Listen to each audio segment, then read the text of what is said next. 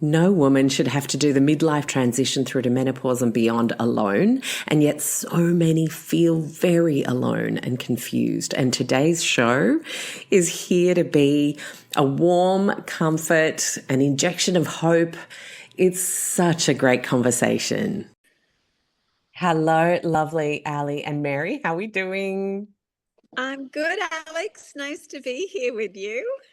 Oh, it's so good. We have had our own offline chats a few times now and had a really good time, good ahas, good like, oh my gosh. And most importantly, I think good laughs because laughs get us through lots of things. And I wanted to bring you guys on the show, A, because I just love the work you're doing. I love the collaboration you've created and the space for women and their families to start to really understand and move through this phase a bit more empowered. But I want to start, and you guys decide who goes first. I want just a little something about initial realizations, moments where you were like, oh, is this what that is? And what it looked like for you personally. Because I don't know about you, but very confronting and Yeah. so much rationalization before I went, oh, this is what that is. Okay. I was trying to Yeah. bring it down to all sorts of stuff. And actually, no. So, Mary, why don't you go first? Sounds good to me. Well, apart from saying we might need some wine and maybe some tissues, and I'll try and keep this the express version. But Mhm. for me, so you understand the context. I'm 51 now, but Mm, I got to about 42, and I mm. was those who knew me, like quite ambitious and vibrant character, the person you kind of see today.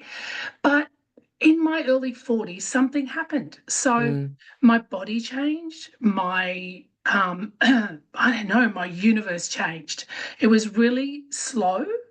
It started with just my level of anxiety just started to rise a little bit. I had, three kids, they were sort of toddlers and, teenagers at that point. But lack of sleep, anxiety, incredible weight gain, just like mm, sudden. And mhm. I got to 130 kilos.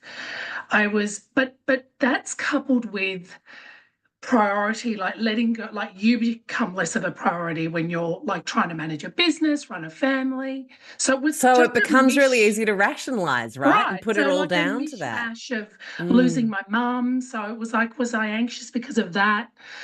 Um, but yeah, and then it developed into, it didn't take very long, but just crippling anxiety. That was the oof. height of it. And it was really scary. And I went from doctor to doctor to doctor who said, like, no one thought to check my hormones. So it Mm. was, you've just got this, psychological issues, you've got some trauma. And I'm like, but really? I'm trying to uncover and unpack what was going on, what happened in my history. And I went from, as I said, counselor to then psychiatrist, Mhm. who then put me on a very, very heavy dose of antidepressants. And that I don't know what a nervous breakdown is, but I think that's what happened. I hit like rock bottom, and it Mm. was dark, so dark. And for me, it was just a visualization, which I talk about, and it was just a crisis moment where I'm lying there. I cannot get out of bed. I've got three kids just fending for themselves, and I don't want to be on the planet. And that moment, I just had Oh, this. I saw Mary. I was like, holy shit, I want to be her. It was this healthy, vibrant. I could see it. It was so powerful. And for me, I just went, that moment, I'm going for her. I don't know who she is, but I'm going for her. And mm. that was the start of the second phase of my life. So, Wow. yeah, it was just amazing. So I Oh. can share what happened next, but it was just this like I got We're looking forward to the slapped in the sequel. face, like Yeah. slapped in the face with Perry. Mm. And at what point, before I move to you, Ali, at what point, Mary, did you connect this vision of future you and you knew she existed and you wanted to head towards her? Because did it feel like it was a chance moment that that vision Yes. happened? Had a Chance. doctor connected it with perimenopause so you No, started to no, understand? no. Nothing. It Wow. was myself throwing. It was like a moment of walking into a strength CrossFit gym where Mm, that was the journey after, much after that, where I was like, it must be hormones. And then this word peri was being thrown around. We're talking 9 years ago. mm, So that's a long time ago. yeah. And no one, it was just, but then it took me even like a year or two after that, to Mm, kind of, everyone was talking about their hormones. Could it be hormones? Is it peri? Like, what's peri? I've never heard of this word. mm. My Yeah, I mum remember never doing told it. me. I know, right? I remember my gorgeous podcast guest, Dr. Carrie Jones, Queen of Hormones, doing some great stuff on perimenopause these days. We did a show on perimenopause, probably about 5, 6 years ago, on the Ooh. podcast, and we were kind of laughing about like, oh bugger, yeah, reverse puberty. Doesn't that sound awful? I didn't realize I was already at the start of it. And some of the things that Yeah. I was experiencing were the very things we were talking about. But that is how far out of our reality this stage has been, and our cultural chat as women. If you can literally be in a phase, be interviewing a doctor about a phase, and still not join the dots, like, geez, what's it going to take, right? Right. Ali, okay. What did it Really take for good. you? I love that story though, Alex. That's like, because when you said Right? 5 or 6 years ago, I'm like, yeah, that was, you were ahead of the game having someone talk Groundbreaking, about except I just very, didn't know. yeah, yeah, exactly. But I mean, I tell you, I think that almost every woman I've spoken to will understand that story. I know I do as well, because, 2020 vision in hindsight, I Mm, go, oh, that's what that was when I was hmm going to doctor to figuring out why was my testosterone all of a sudden plummeting, and why was I being called pre-diabetic when I hadn't done mm, anything different, and why were my adrenals all shot? Like, it was just, but again, no one ever thought perimenopause. Again, I'd never heard of it. And then same thing, life happens. I moved from America to Australia after 25 years. It was the biggest, hugest upheaval, taking mm, 3 kids and a dog and moving our life back here. And so I felt awful. I felt sad and depressed and upset. And I was like, well, it's because I've just moved. Of course, that's why. the But then rationalizations.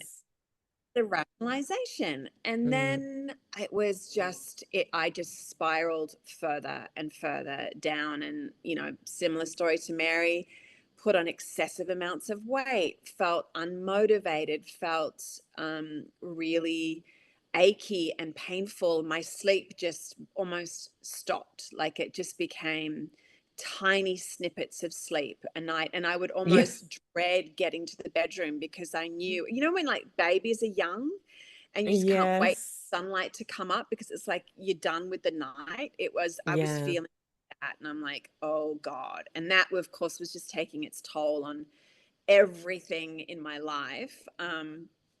The rock bottom point for me was, my whole life has been dedicated to wanting to have children, having children. I work with kids. I love kids. They're my favorite thing to do, is be with children, and adore my kids to the ends of the earth. And I remember feeling like, I just don't really care.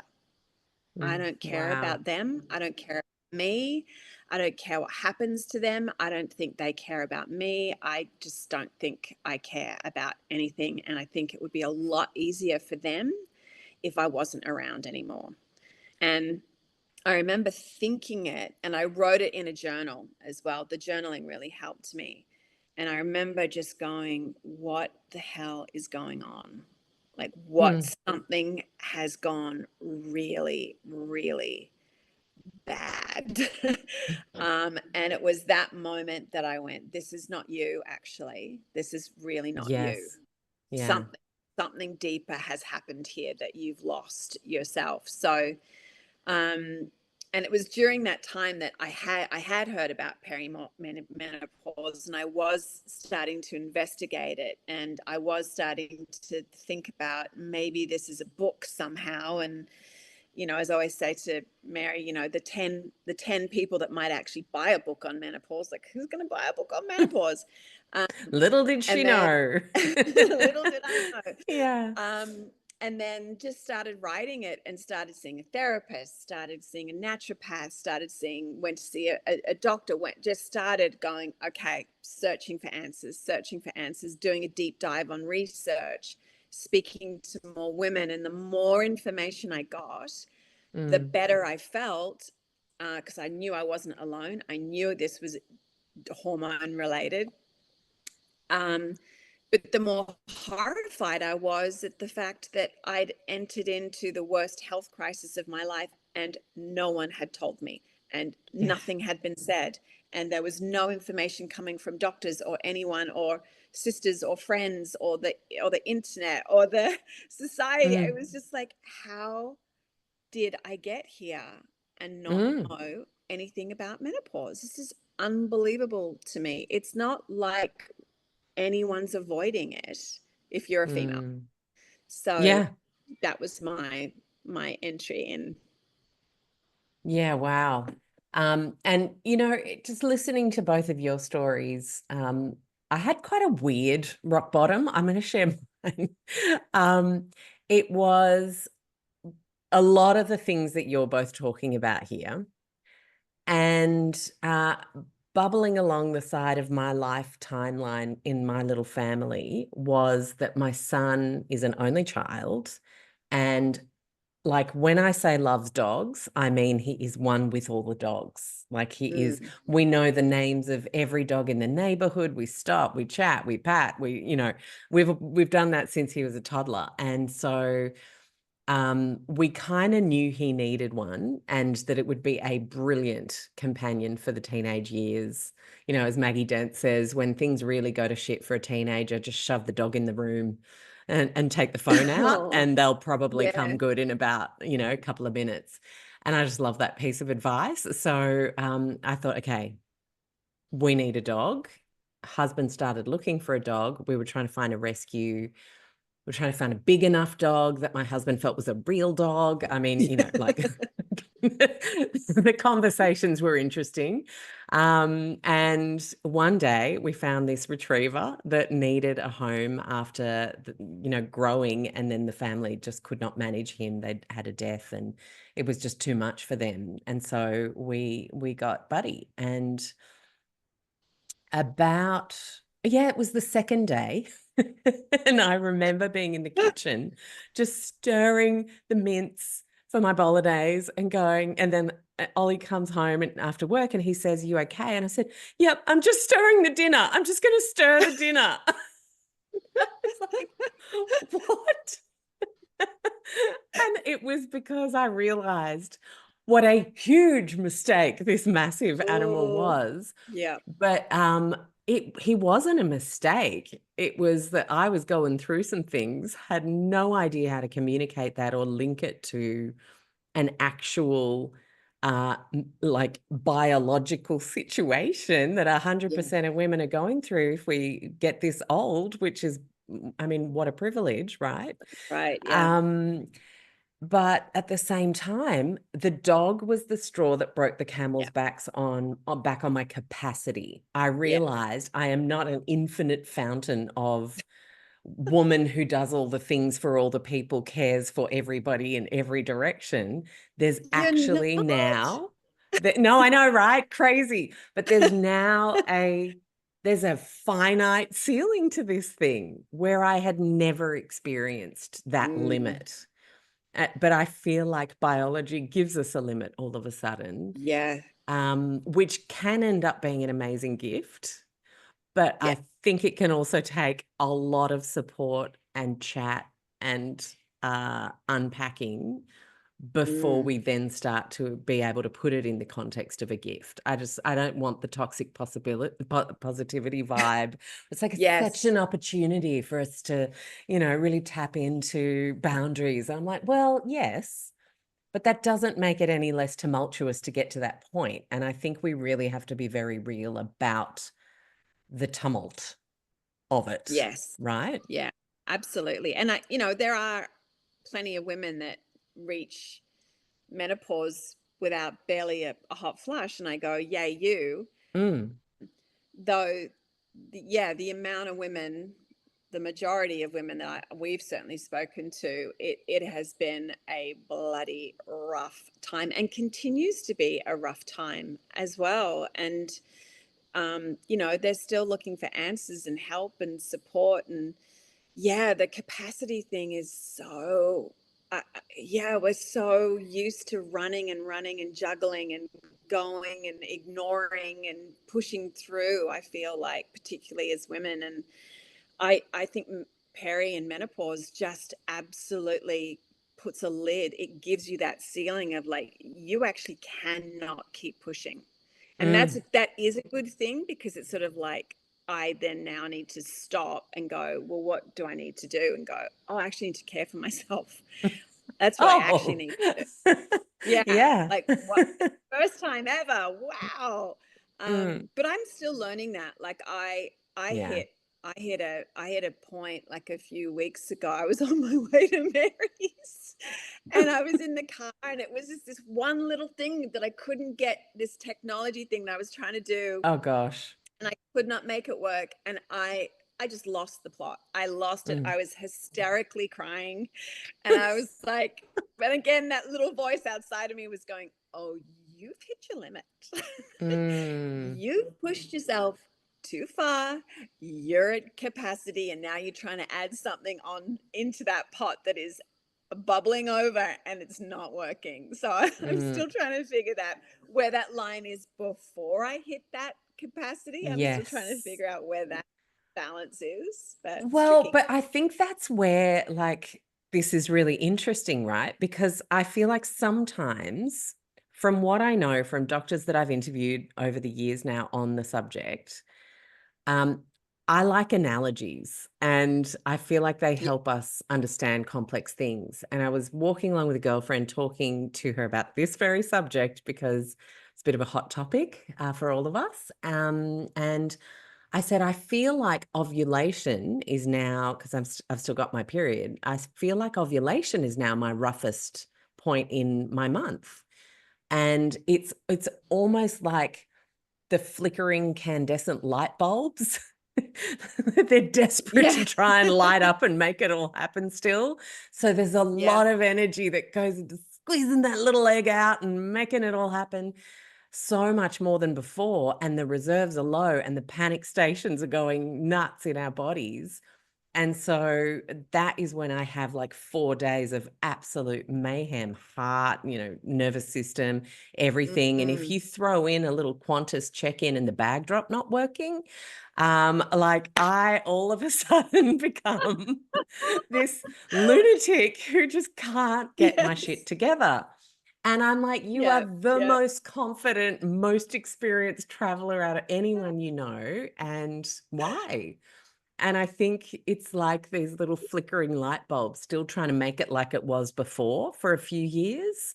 Like there's just enough memory in the biology to say, I know it should be like that, like it was before you fully jump into this next phase. And I think that's a fascinating kind of way to think about why we have these little moments of spack.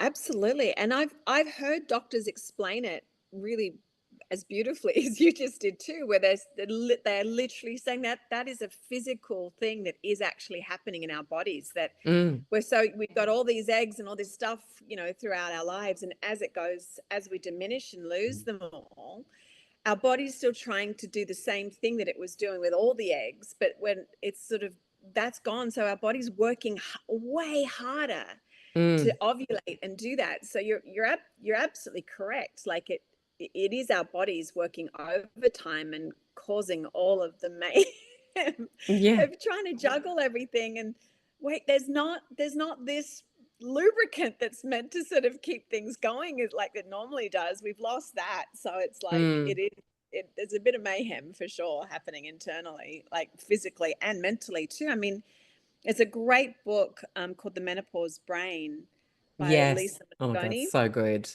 I had her So on the good. show And this year. oh, and I love that because again, it was just that thing of I'm not crazy. We're not crazy. There is physical scientific evidence of how our brains are actually changing during perimenopause and menopause. And that was, again, that was another light bulb, thank heavens, aha moment to go, okay, yeah, you can't call me crazy because this is actually happening. This is a real thing. A real thing, Yeah. exactly. And what I find really comforting is that we finally have the research to prove it, right? Like Mm. Mary, in your darkest time, if someone had said, you know, we've done a paper on this stage of life and this is totally normal, Mm. right? I Yeah. mean, we would have And I needed feel that like right then. you're right. And also the difference, you know, the thing that Ali and I are very passionate about is community. Mm, So the community that we've created within Aviiana, we just see exactly that. It's, you know, the Facebook community or the Insta women that just want to share. yeah. They just want to share what they're going through. And when someone jumps in and says, hey, I've got that metallic taste in my mouth too, Yeah. suddenly you're just That's a like, weird oh, one. Yeah. that's a weird one. But it's just knowing that you're not alone. And, you know, I thought I was so different when I was going through my thing. It was like, now I just go, mate, this is a common story. It I'm not is. special. You know, everyone suffered through anxiety.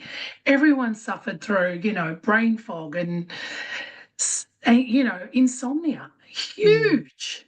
mm. So, you know, And it's just how you deal with it in through as you're going through that phase of life.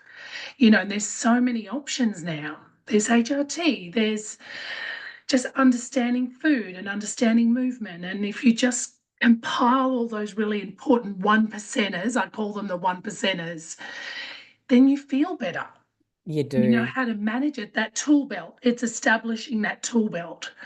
So, you know, when I Absolutely. feel foggy, it's like Mm. shit, shut down the computer. I don't even know what my children's names are sometimes. And I'm like, right, out and do a workout. For me, that's like Mm. where I get clarity, where I get energy, where I get just so much. But, you know, that's my outlet.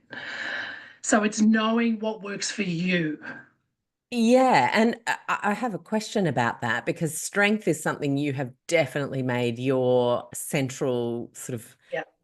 like, is it a coping mechanism sometimes? Like the way you Yes. just talked about it Yes. then, it almost feels like Yes. it's a bit of a, Yes. okay, There's a lot. reset, get There's a lot. strong, get back out Yeah. there. And Mm, there's a lot that goes with that. It is like it's proven. It changes your mm. like your brain. So scientifically, it changes your physicality, your psychology, that 1 hour session or whatever you're doing for that hour. But for me, there's so much more. There's, you know, building resilience, confidence, you know, obviously that feel good, you know, the hormones, those feel good hormones. But yeah, like there's so much, especially I've never felt stronger, more able, fitter. Like, how is that possible to be 51 and feel better than your 25-year-old body? How is that? How is that? You made So it that's, possible. you know, but I'm very consistent at it, I see right? you at the gym and your little I see Insta. you. Yeah. I see you. And don't forget, like I've got a really bad knee. So, you know, I'm 51. My joints are starting to pack it in, but I'm still there. I'm Mm. still there working around those limitations. So you can feel great. it's not too late. I'm sometimes sitting around women in a group who just have just packed it in. It's like, I'm 45, I'm overweight, I've got high cholesterol, I'm done. No, No, I no, know. because And I was 41 and I couldn't get out of bed. And I was 130 kilos. And I used to wear sunglasses because just in case someone saw my anxiety or my fear, and you can change. You've just got to want it, mm. so. Who was in your lives, Ali? I'll ask you first. Who was in your life, direct circle, that really saw what you needed and how to help? Were you able to even articulate what you needed? Mm. Yeah, that's a really good question. I not in my direct circle because I Mm, wasn't sure what was happening. yeah, I was sort of saying, I was telling my husband bits and pieces, and the kids I was telling them, I'm going through something. It's got nothing to do with you. I mm, am going through something. I have to say, probably the person that helped me the most was my naturopath. And just for the sheer fact, it was an hour-long session with naturopaths, and it yeah, was just getting to sort of sit there and cry and go, I don't know what's going on. And she's such a beautiful human anyway. But it was that, and she's obviously being a woman and similar age, and she knew what was happening. So I think it was her that really gave me the most support. Like, I didn't talk to all my girlfriends were back in America. They'd never mentioned it anyway, but yeah, it was really my naturopath in that hour I would spend with her every few months that really helped me. And then when I mm, started seeing a therapist as well, but that was obviously, that wasn't menopause related as such. It was more like what's happened to my mental health. But yeah, mm. Just having someone who can see you in full mess, I think, is one of yeah, the most therapeutic things any human can have. And I think we are still very uncomfortable being with each other in full mess, just yeah. being a presence rather than like, Mary, did you have someone? Key people, obviously my CrossFit community is really Yeah. important. But before that, I saw a series of counsellors and psychologists and psychiatrists. But one in particular, I remember talking about my anxiety and fear. And I used to say, I'm scared of losing control. Like, what Mm. if I lose control? That was my biggest anxiety. It doesn't make sense, but I had this sense, well, what if I lost control? So once I was talking through it with a counsellor and Amanda, and she said, all right, stand up. And I went, stand up. She goes, yeah, yeah, yeah, stand up. Show me what this means. Show me what it means when you lose control. Show me. And I'm standing there. I started laughing. I said, It's like being in an acting I class. know. It's like, I I said, don't know. no, I don't. She's Yeah. like, no, show me what it looks like. And I'm just like standing there, like still going, what the hell is she talking about? And she said, see those blinds behind you? See how they're all broken? She said, I had a man in here who has bipolar, and he smashed 2 hours ago. He smashed all those blinds because he was totally out of control. So I want you to show me what that looks like. And I said, I can't. She said, well, you're not out of control. You have the control. And it was just like, I'm getting a bit teary, Wow. just a bit of a breakthrough that, no, I'm not going to lose control. I've never Mm. lost control, but just this rationalization of this thing that I couldn't get past of like losing control. And then I went, okay, so what if I lost control? Who cares? Mm. So this guy broke blinds. I'm not going to break blinds. I'm just going to have a cry. That was, because I'm such a control freak. Ali knows that. Like who cares if I lost a bit of control? So that was it. Wow. And Yeah.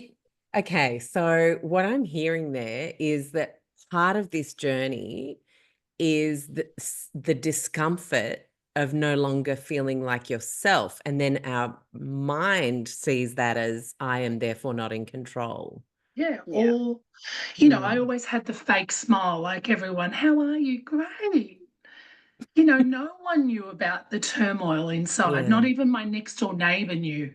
And it Mm. was when that moment where I started talking about it with women in the early days. I was a CrossFit trainer, and I was teaching women strength.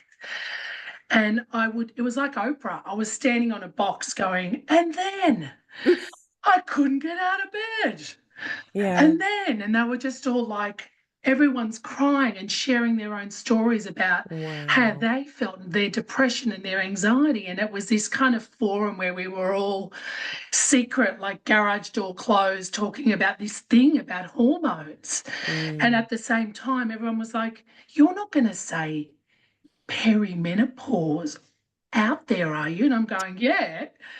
And then I remember saying dry vagina once, and then everyone was like, I can't believe, the DMs were like, man, you're totally out of control now.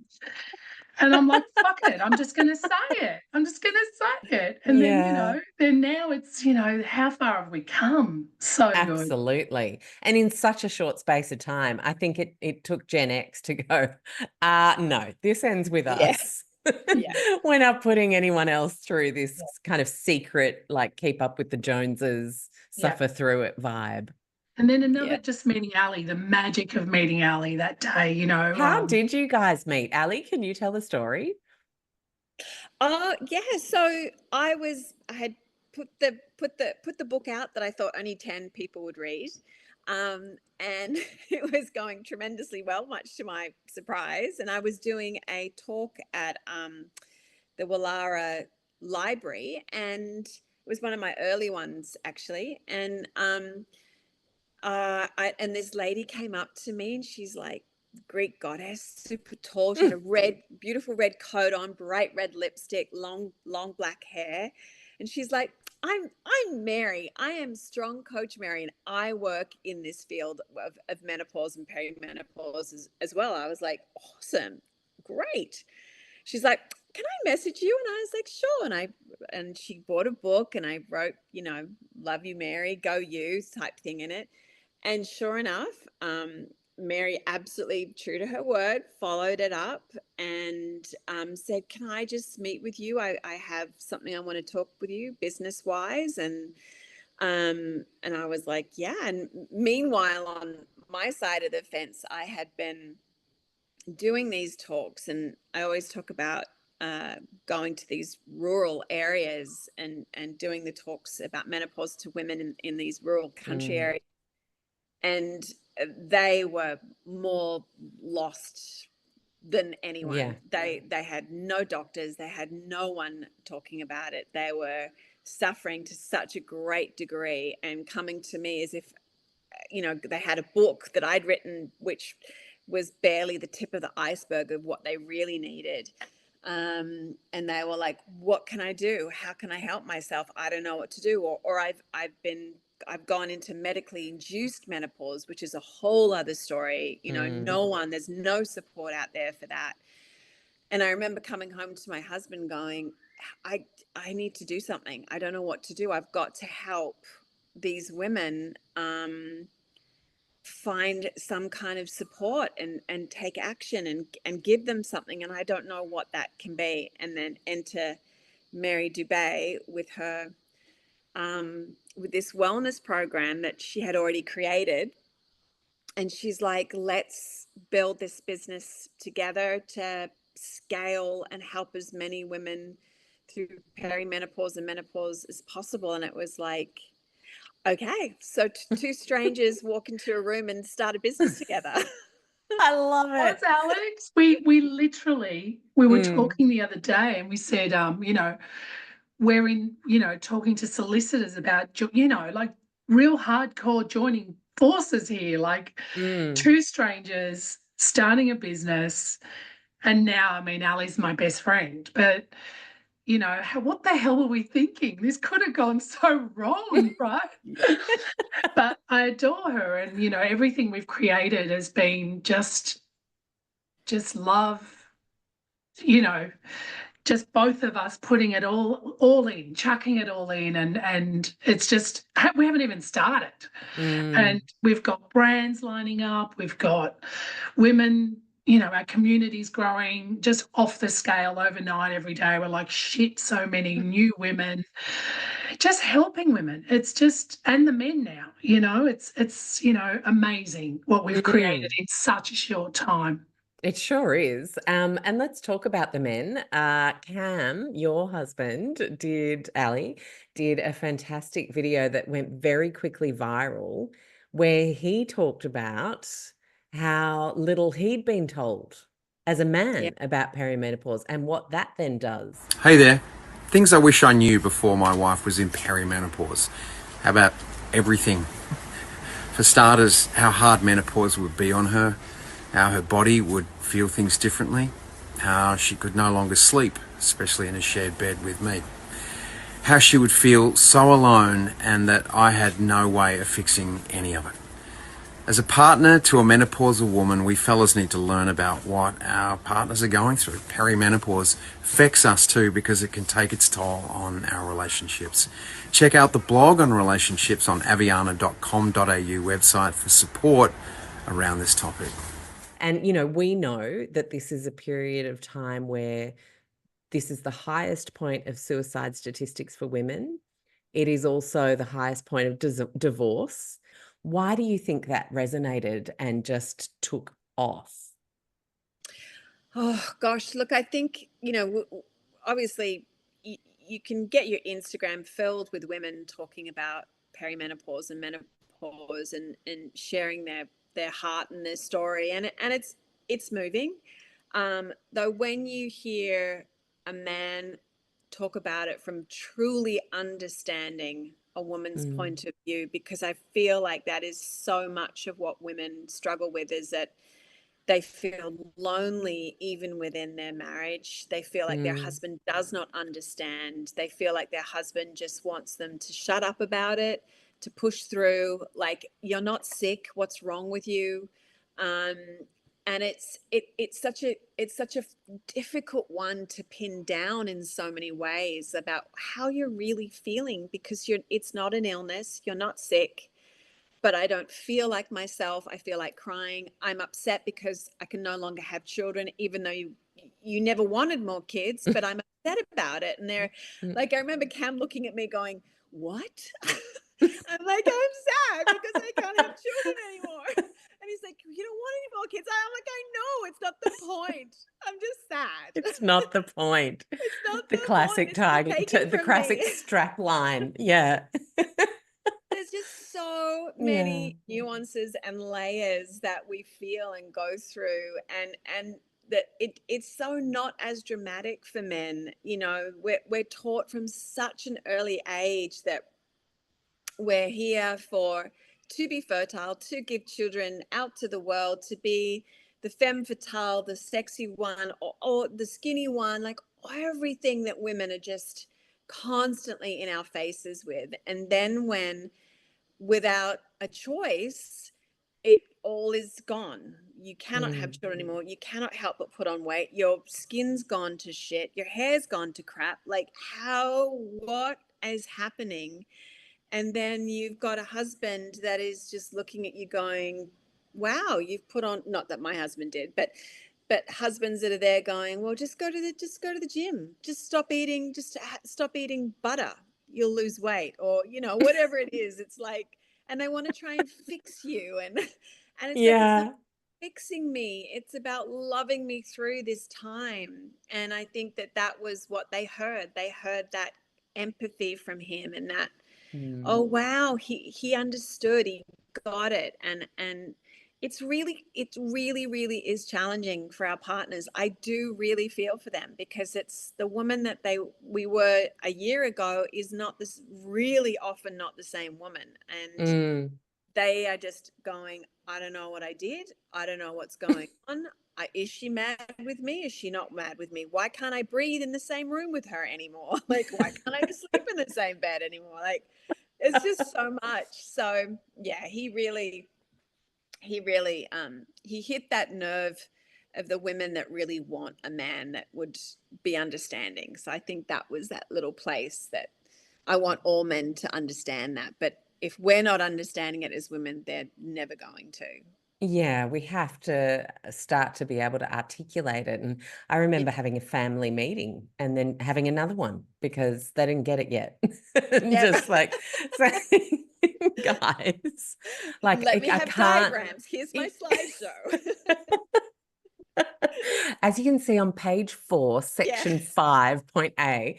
No, I really think, I mean, again, then we can say, oh, but why does it all fall to the women? But we are going through it, and through the connections we're making, communities like yours, incredible doctors writing more and more books.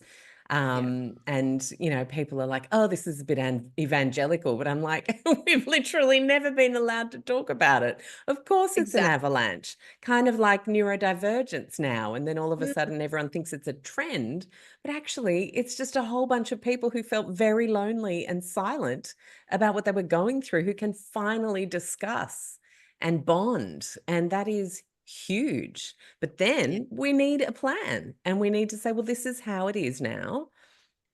How are we going to do this so that we can be loved through it? I love that phrase. That's gorgeous. Yeah. And I think for me, the family meetings, the getting the doggy babysitter, everyone thinks I'm hilarious that my dog has a babysitter during work hours, but it's family friends that lost their retriever. It's like a beautiful arrangement. And I cannot have a being here that goes, hey, you want to throw a little ball, while I'm finally able to focus on my newsletter or whatever else I'm working on. Which is now a precious experience focus. So when I get it, I don't want to be disturbed. And I think it's really about tapping into what we need to feel like we're moving through it with the support we have, but with the realistic capacity that has changed. You know, I talk about self-love and self-prioritization. It's so important because that's where it starts for me. So how do you get it? Because I bet there's a lot of women who aren't loving themselves at all right now, Mary, and feeling that kind of estrangement from how you would rather be, and still in, it's like a grieving process of like, you have to just put yourself back together different. That's a journey and a half. So where you had a divine moment, and people might then think, oh, I've just got to wait for it. But can we build it? Yes. You need to wake up fierce. You have to wake up fierce and decide. It's that decision you make for yourself. And it's so important. It's so important, but and I get how hard it is, but you need to wake up and say, all right, if I'm not good, no one else is going to be good. So I need to help me first, so then I can function, I can focus, I can help my children, help my husband, be in a relationship, all those amazing things that we love. But if you don't focus on you first, like, how? You got to reach in and just fucking look in the mirror and go, right. Just look at that person. And just, that's what I did. I looked and I cried my eyes out. I cried and I cried, and I wrote down the date and the time, and I said, that's it. This is it. This is it. It's about me. I don't want to live like this anymore. I can't. It's unfair. It's unfair for me, unfair for my children, unfair for my family. And then I just wrote, I was like, right, this is what I'm going to do. All those things that I was like, I'm gonna. I just went, no, I'm doing it. And that was it. It was just the 1% of like, whatever that 1% is for you, I did it. And that made me feel a little bit better. Then the other 1% was like, right, okay, I'm going to construct a healthy plate. I'm actually going to not drink, you know, just all those things. I was like, I was drinking a bottle of wine, 1.5 bottles of wine a night, and I could probably drive home. I could drive. Wow. Like, that's how tolerant my body became, and so toxic. I was so inflamed. My Mm. body was just screaming. And I knew it. Like, Christiana was a baby, and she said, Mum, do you want to get your wine so we can have bath time? Like, she was associating my first glass of wine, Wow. which was getting earlier and earlier and earlier. And then it was those moments of like, what the hell am I doing? Mm. And a friend who pulled me aside and went, Maz, you've just had 2 bottles of champagne and you look. And my best friend, his wife was next to me. We were both drinking at the same rate. She was on the floor. She was like, ah, ah, ah, ah, ah. And I was like, and he goes, man, you're scaring me. Wow. That was just those things that I wrote down and went, okay, no alcohol. Okay, I'm going to move. Okay, I need to respect, my body. I need to. It's just you've got And one chance. I love One. that word, respect my body. You've got to. I respect Yeah. my body so much. I Mm. thank it for the muscles it creates. I thank it for the fact that I can reach up and grab that super heavy box, and I go, yeah, like I feel like Superwoman. So, Mm. and then it builds a little bit of confidence, when you feel better and you can move, can be agile and squat down and reach under. So many women can't do that I now. know. I Like, noticed in what's going myself on? that was waning. I'd been a tennis player 4 times a week right up until last year. Then I had my foot broke, and then when I recovered from that, I got the frozen shoulder thing, and it was just a few things, and then all of a sudden I couldn't play my favorite sport in the universe, Yeah. and that meant I didn't exercise anymore because I'm not playing tennis. So that lasted about 2 months until I went, that's got to change.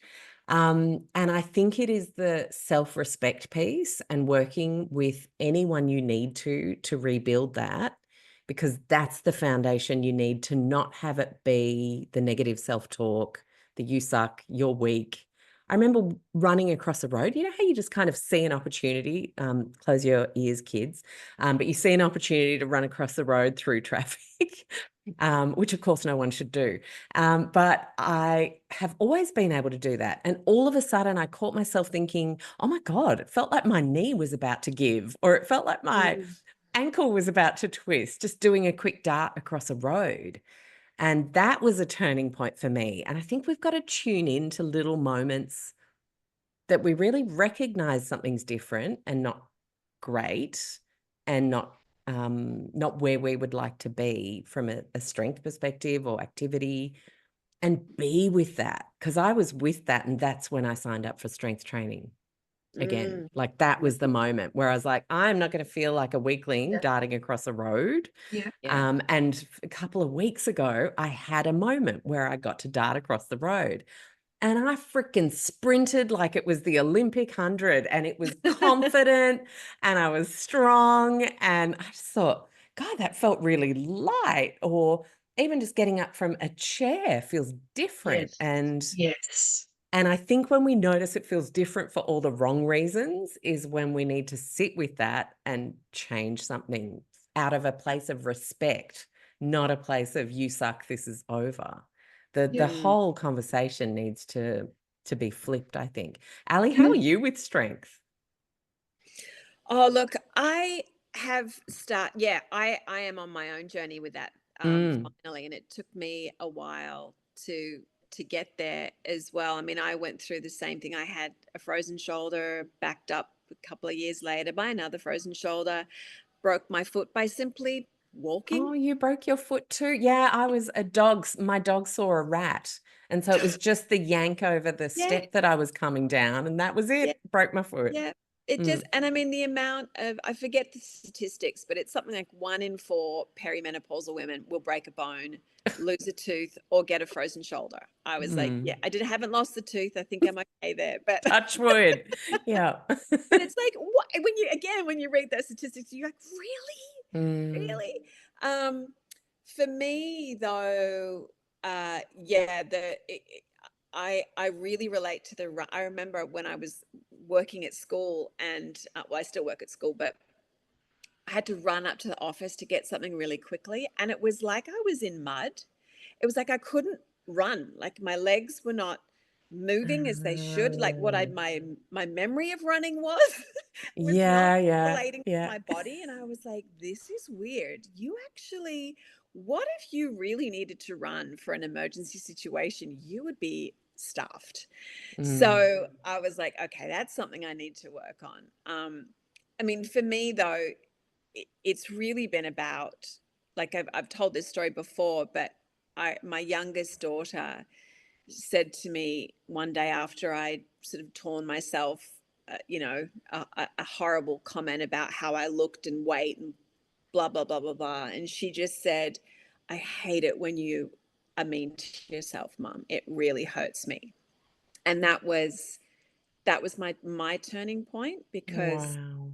I could hear it when it was out of the mouths of babes. I Mm, heard it and I was like, I am actually hurting my children by hurting myself. And I was like, that's it. wow. Yeah. That, That is a mic that drop moment. I'm hurting my children by hurting myself. yeah. It comes back Yeah. to the respect and the love piece. It starts here first. Absolutely. And there's Whoever you no need in your corner to help you find it again, do that, because then you can build from there. We can't build from a place exactly. of meanness and lack, No. and it's not how it was, and hanging on to pasts and Yeah. yeah. And telling your kids that they're perfect and wonderful and look great, when I look in the mirror going, you're fat, you're ugly, you're old and wrinkly. Like, they're like, I don't believe a word out of your mouth. Why Mm, can they be beautiful and I can't? So that was my first thing too. I was like, I am never speaking unkind words out loud again about myself. And that was my first step. It's like, okay, I can think them if I need to think them, but it is, words have power, and I am not speaking it out loud again. And then I just was like, okay, what's one thing you like about yourself? Just pick one thing. And I really like my feet. And I was like, okay. And every day I'd go, God, your feet are gorgeous. Look at your feet. And just that one so little thing, cute. that one little thing made it kind of, and I worked from there. And it, and for me also, it's like, it's not about, which I feel so relieved to feel this way, that doing exercise and working out is no longer about trying to be a size 8 or 6 and look good in a dress or a bikini. It is just about feeling healthy and strong, Mm, and having the rest of my life being able to get the heavy box from above the bed, being able to run across the road. It's just completely flipped for me, and it feels like such a relief to yeah. have that change now, that it's like, I don't care what I look like in the mirror. It's how I feel that I can do things now. And yeah, like swim and lift things and walk across the beach and not break a foot by just walking. So that really propels me to keep the exercise going and doing the strength training. So Mary is such an inspiration for me as I well. know. It's like Yeah. everyone needs you in their corner, Mary, when it comes to that, because you Yeah. embody that strength. And I think a lot of people think, oh, well, it's easy for Mary because like she's a No. CrossFit No, trainer. no, It's no, no, like, no. it's a choice for Mary Yeah. every day. And I Mm, started with two kilo dumbbells. So you have to start somewhere, and mm, it's generally super light weights, but it's just how far you want to take it, right? yeah. How strong do you want to be? So, yeah, it's just consistency and just making sure that it's priority in your life. That's all Mm. it is. Oh, 100%. Yeah. Okay. So let's finish by talking about what your favorite things are about this new phase. Um, as you have journeyed, obviously quite a long way through the midlife and into beyond territory, what have you started to notice that has actually become an eventual, and we will say eventual, gift? Ali, what have you noticed? I would say it truly is, for the first time ever, is putting myself first. Mm. I was raised from, even as a little girl, parents went through a divorce. I was with my dad. My dad was very sad and lonely. And from the age of 5, I remember going, this is my job, is to take care of him now. You were parentified. Yes. Yeah. So for me, it's like the freedom I feel of just going, what do I want to do today? What would feel good to me to do, and actually do it? Mm. To say, no, I don't need to go to that family event. No, I'm not. I can see you today, but it has to be at 11:30 because I like to be home by 7:30 or whatever it is. Yeah, yeah. I've said yes to so many things I haven't wanted to say yes to. So that has, putting those boundaries in place and putting my needs first is just been such a delight. And then I have so much excitement for trying new things now, and that's come as a kind of a surprise. I don't know where that's come from, but I feel like I've just lost. It's like I've lost the judgment of trying new things. I've just gone, yeah, I'll give that a go, and sure, why not? I'll try that, and yeah, I'll see what this is like. And I'm so happy to learn this because I don't know anything about this, but yeah, I'll learn that with you. And why don't we try this class or do this or hike here or whatever it is. I just feel like I do feel like a huge zest for life and adventure is mine for the picking now, which I just never had that before. So like never even before. no, never before. Wow. No, I don't know if it was because my focus was always on others. Mm. And my kids are now pretty grown. My youngest is 18, but I think I just had a lot of fear about trying new things, stupid, of not being able to do it, and all of the judgments that I had in my head. And that's something I've worked on a lot, is being less judgmental. So yeah, so I think that's that, dropping the judgment and just just leaning into being a beginner at something has really been delightful. Oh, how lovely. What a beautiful message of hope as well. Like, because if people are just starting their journey or they're in their rock bottom and you're hearing this, it can almost be impossible to believe that there might be a page turned. Yeah. Or that you might have your divine moment, or you might somehow have the support that finally makes you think, okay, new chapter, like, what are we writing here? But it happens. And, it sounds a bit fairy tale, but I think don't lose the belief that it's around the corner is so important. Absolutely. And this is why it's so important to have these conversations, because women need to know that their life isn't over at 45 because they're in menopause. Like, no, this is just as you say, it is just a new chapter. And if you really, pull in the needs and the support that is out there for you, your life can be better than it ever has been. And it's important to know that. We're just currently in that crazy final scene of the Batman movie where it just really looks like the good guy's going to cark it. The And you dark think, night of how the the soul. hell are they going to come through this? And then the next scene, they're on a park bench with their arms around each other and there's happy music and it's a new dawn. That's right. I think it's just trusting that you do get that final scene in the movie. Yeah. Mary, how about you? Hi, for me, it's similar to Ali, but I talk about a warm heart. I talk about feeling fulfilled. And fulfillment for me is making choices for me. So it ties right back to that self-love and self-prioritization. So I used to do everything for everyone else, was in a relationship where I was unhappy. I hated, I was sick, call it sick. I was in a sick body. Now it's just through choice. So I made that decision that day and I went for it and I was fearless. So I threw away my engineering career for a career in wellness.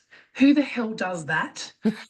And if you look at my Mary universe and that warm heart, what does it mean? It just means that I've found a partner that I adore and we're super connected, and I met him at 45. So it's never too late if you're in a relationship where you're unhappy or, obviously there's the balance. But for me, I just went, nah, can't do it.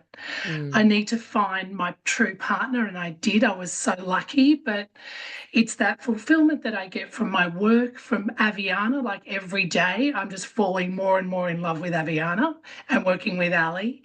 So it's just that feeling of warm heart. And just as Ali said, like, no, I don't want to meet that friend that when I'm in her space irritates me. The vibrations aren't right. I don't care if you're a cousin or a brother, you're not in my life. I choose that.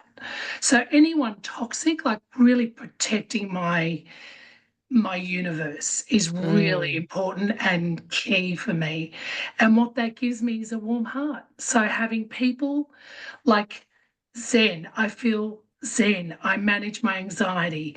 I manage, all those things, my body, my mind, all those things that bring me joy, they're priority. So it's just making those choices, though, those good choices for me at this later stage without the guilt. So I don't have to do that. I don't and I'm have to do hearing this. constantly that the undertone of the choice is now in the new chapter driven by self-love and respect for self, body, mind, rather than societal expectation.